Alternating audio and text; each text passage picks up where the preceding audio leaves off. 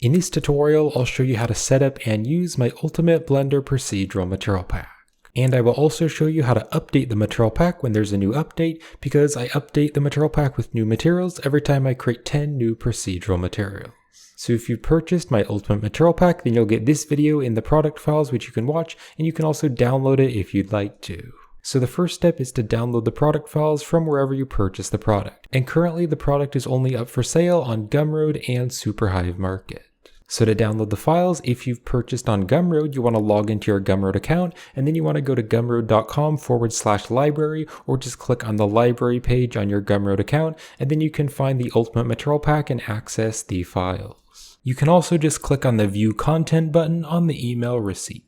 Or if you purchased on the Superhive Market, you can just log into your Superhive account, and then you can go to Superhive Market /account/orders. And so you can just find the ultimate material pack and then click on the go to downloads button and download the files. Now in the downloads, as well as there being this tutorial video which you can watch, you're also going to get 3 different zip files. So you can see I've downloaded them to my downloads folder. So what I can do is just click and drag to select all of them, and I'll right click and then I'll just click on extract here. So now I'm just going to select all the zip files and I'm just going to delete them. So I'm just going to delete these files because I don't actually need them anymore, because they're just a copy of the extracted folders.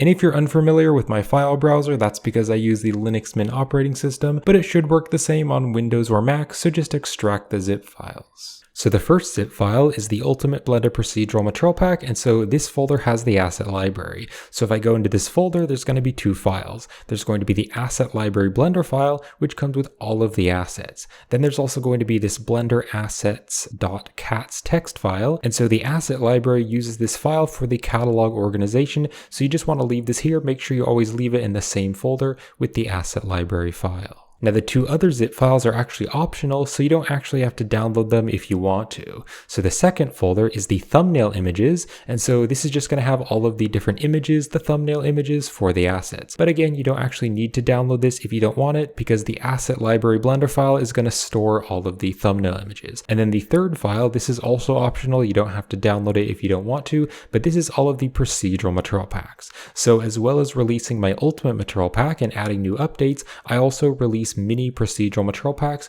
which usually come with just 10 procedural materials. And so if you want any of the individual material packs, then you can access them here. And there's also going to be some HDRI files, and these HDRI files are just used to light the scenes in the Blender files. Now why I'm including these in the product files is because these will come with the specific 3D models which were created with the material.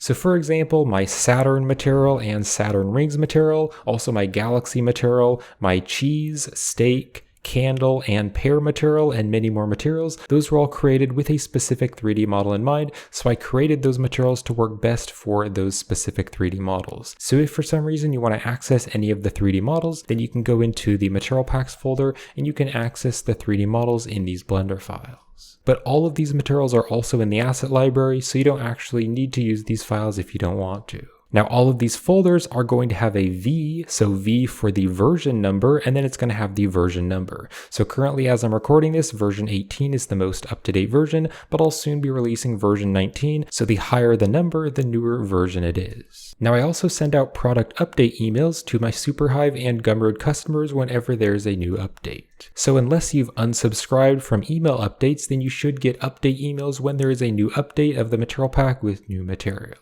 And I also let all my viewers know in my YouTube tutorials when I've updated the material pack with new materials. So let's jump into the main folder, the Ultimate Blender Procedural Material Pack, and then we're going to open up the asset library. So here's the asset library, so I can just hold down the Z button and go into the rendered mode to see the material. And so you can see here is the asset browser with all of the different materials. And there's also the catalog organization right here, so you can click on all of the different catalogs here to see the different materials. And then right over here is the shader editor, and so every single procedural material is joined as a custom node group with many different settings like the scale and colors and many more settings. So I'm just going to close this file. So before we set up the asset library in Blender's user preferences, it's important that we move this file to somewhere on our computer where we want to keep it long term. Because after you set up the asset library, if you move this file, then Blender is not going to know where the asset library is. So I'm just going to right click and I'll just cut this folder. So for an example, on my desktop, I've made a folder called Blender, and then I can just right click and I can just paste this file. So now what you want to do is open up a brand new scene in Blender, and we're going to click on Edit, and we're going to open up the Preferences. So in the User Preferences, you want to click down here on File Paths, and then you want to open up the Asset Libraries. And we're going to click on the plus icon to add a new asset library. So then you want to locate to wherever you stored the asset library. So for me, it's on Desktop, Blender, and then I can go into the Ultimate Procedural Material Pack, and then you can't see it, but it is right there. The file is right there, so I'm just going to click on Add Asset Library, and then you can just double click on it to rename it. So for example, I could just call this like Ultimate Materials or Ultimate Material Pack, whatever name you want. Now something that's very important is that you go down here to the import method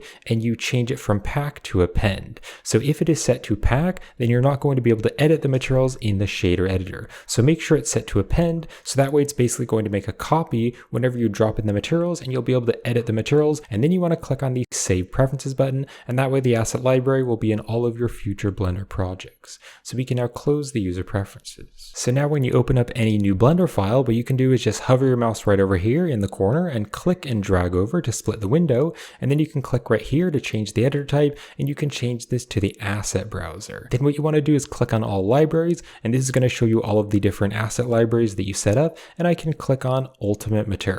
And what I can also do is click on this arrow and drag it down. And so that way we have a search here. And then also right over here, we have the display mode. So I can change it to horizontal list or thumbnails. I prefer to use thumbnails. And I can also change the size here. And then I can also use the search here. So if I want to type in like wood, you can see there's all my wood materials, or I can type in like metal. But what you can also do is you can use the catalog organization. So now just for an example, I've dropped in some 3D models and I've added some basic lighting. So now what I can do is just click and drag, and I can drop the materials onto my 3D models.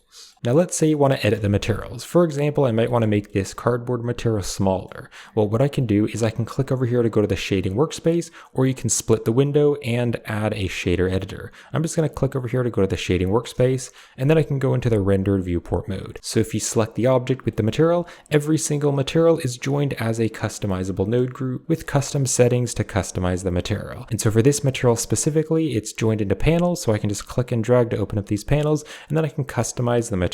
So for example, I could change like the scale of this material. I could also use the UV coordinates, so I could UV unwrap the object, or I could also use the object coordinates if I want to. I can also change the colors of the material, and I can click on this other one here, so this lava material. So for the lava material, you can say I have the scale of the material, and I also have like the amount of lava, so you can have more of the rock or more of the lava, and then you can also make like the lava color. Now, if you want even more control over the procedural material, you can actually go into the node group and edit the material. So you can either double click on the node group or just hit the tab key, and the tab key is going to go into the node group. So you can see this is how the material is created. So there's like the base noise textures, there's the bump maps, there's the color ramp here. So then you could customize the material even further. So you could, for example, edit the base textures. So like there's this noise texture here. You could also like play around with the color ramp tabs. You could also go to the principled shader and open up these tabs here. And you could, for example, like add transparency, or you could make it metallic, or change any other values that you want to. And then once you're finished, you can just hit the tab key to go outside the node group to view the node group again. Now, if there's an update and you want to update the material pack, you can again just go to the download section of wherever you purchased on Gumroad or Superhive, and you can just download the Ultimate Blender Procedural Material Pack file. And so you can see there's an update, so it's now version 19. So I can just right click on the zip file and click on extract here. And then once it's extracted, you don't actually need the zip file. So if you want to,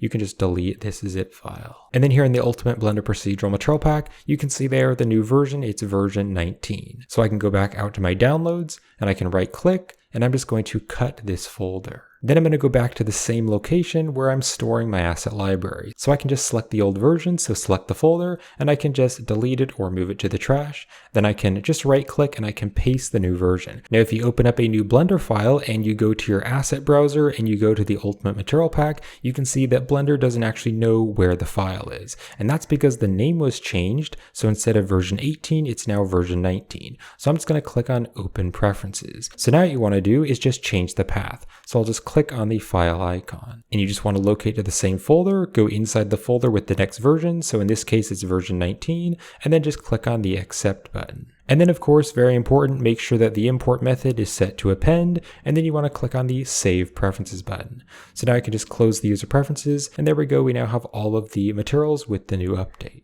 Now if you're having trouble setting up the material pack or you need product support, then I'd first recommend checking out the product pages and reading through the product pages, and also you can check out the FAQ and the documentation on Superhive, and that may answer some of your questions. Another very common fix is to just update to the latest stable version of Blender. So I always update the product to work with the latest stable version of Blender. So if you're using an older version of Blender, then there might be new features or there might be new nodes added to Blender, and so the material pack might not work properly. So definitely go to blender.org and make sure you're using the latest stable version of Blender. Now if you still need product support, then if you purchased on Gumroad, then you can click on the reply button on the email receipt and you can send me an email. And if you purchased on the Superhive market, then you can use the messaging system on Superhive and send me a message.